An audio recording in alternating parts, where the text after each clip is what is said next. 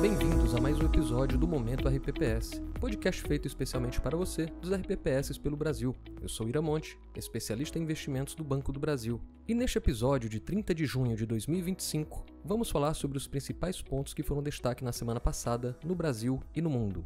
Começando pelo cenário externo, com Powell, PCE e tensões geopolíticas ditando os rumos dos negócios. Nos Estados Unidos, o presidente Donald Trump já considera alguns nomes para substituir Jerome Powell na presidência do Fed, cujo mandato acaba em maio do ano que vem. Segundo o Wall Street Journal, o anúncio pode sair antes do previsto. Quanto aos indicadores econômicos, a inflação PCE veio levemente positiva em maio, 0,1%. Já o núcleo, considerado mais relevante para o Fed, também apresentou leve aceleração, 0,2% no mês, chegando a 2,7% no acumulado em 12 meses, ficando acima das expectativas de mercado. Por outro lado, a renda pessoal recuou no mês, refletindo principalmente a redução dos benefícios sociais do governo. Os gastos pessoais também caíram. Em depoimento ao Congresso, Powell disse que os juros seguem modestamente restritivos e que ainda é cedo para medir os impactos da crise no Oriente Médio. Ele sinalizou que, dependendo do mercado de trabalho e das tarifas, os cortes podem vir antes do esperado.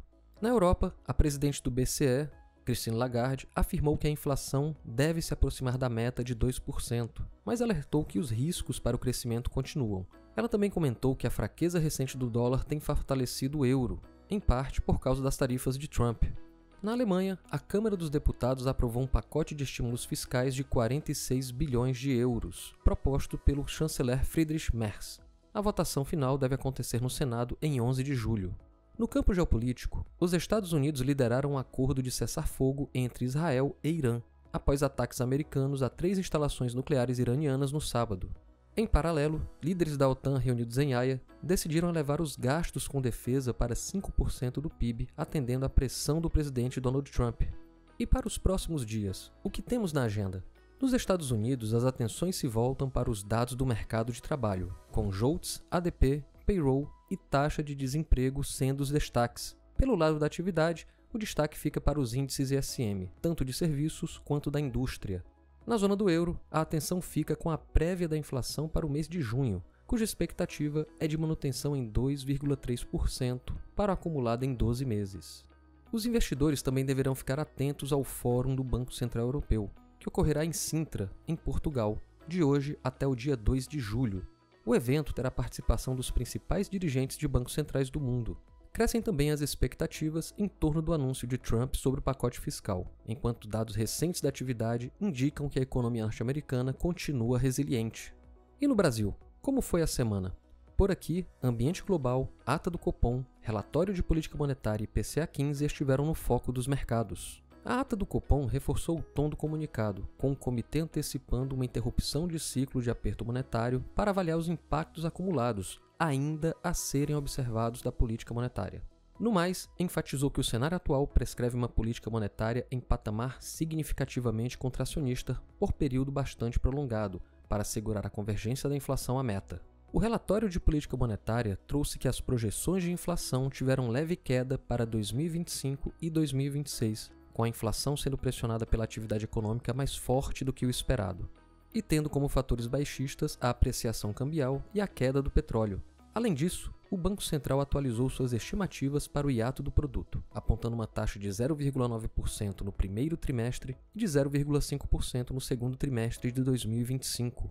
No fronte político, o Congresso derrubou o decreto do governo que aumentou o Imposto sobre Operações Financeiras, o IOF. O projeto não precisa de sanção presidencial e será promulgado.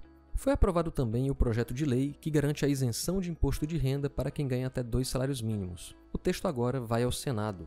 Pelo lado dos indicadores, o IPCA-15 para o mês de maio avançou 0,26%, ficando abaixo da expectativa de 0,3%. Nos últimos 12 meses, o índice acumula 5,27%. O IGPM, por sua vez, veio negativo em 1,67%. E qual a agenda dessa semana para o Brasil?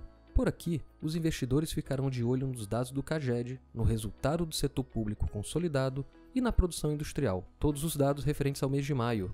Teremos também PMI Manufatura, IPC-FIP e balança comercial para o mês de junho. Na esfera política, seguimos acompanhando os possíveis desdobramentos da derrubada do decreto do IOF no Congresso. E como tudo isso impacta para a gente na busca pela meta atuarial?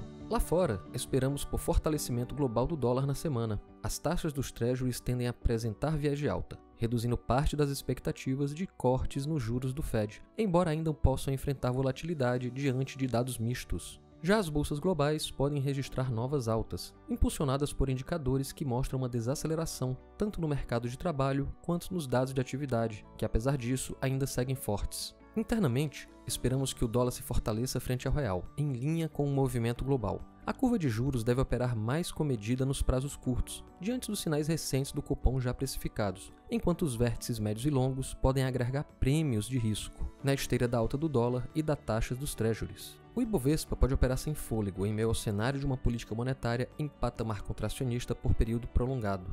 E após a ata do Copom, seguimos vendo atratividade em estratégias atreladas ao CDI. Fundos como o BB Renda Fixa, Previdenciário Perfil e o Renda Fixa Institucional, ambos do artigo 73A, vêm superando o CDI de forma consistente e acabam figurando como ótimas alternativas. Vale lembrar que estes fundos possuem liquidez diária. Pediu, tá na conta.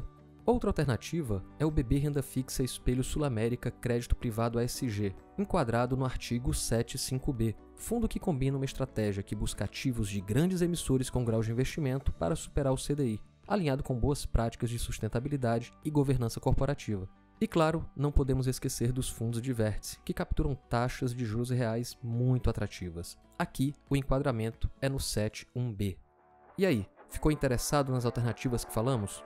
Então não deixe de agendar uma reunião com a nossa assessoria e assim ter uma análise personalizada para ajudá-los na gestão dos seus recursos.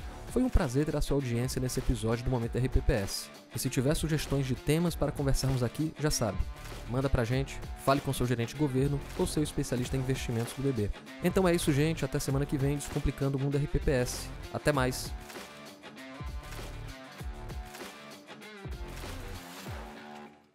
Conforme padrões da Anbima e aderente às resoluções da CVM, seguem avisos obrigatórios antes da decisão de investimentos. Leia o prospecto e regulamento dos fundos antes de investir. Rentabilidade passada não representa a garantia de rentabilidade futura. Fundos de investimento não contam com cobertura do FGC, Fundo Garantidor de Crédito, do gestor ou administrador. Para avaliação da performance de um fundo de investimento, é recomendável análise de no mínimo 12 meses.